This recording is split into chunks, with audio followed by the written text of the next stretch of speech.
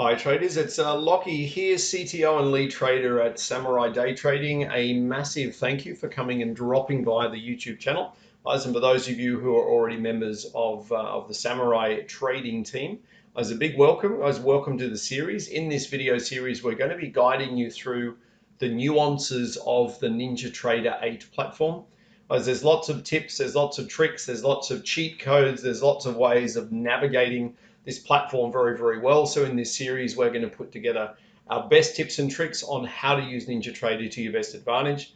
As one of the biggest things about NinjaTrader, it gives us an opportunity to trade some of the best financial markets in the world, including currencies, commodities, oil and gold, the FDAX, the S&P 500, all the stock indexes. As a futures trader, we can do that without broker interference.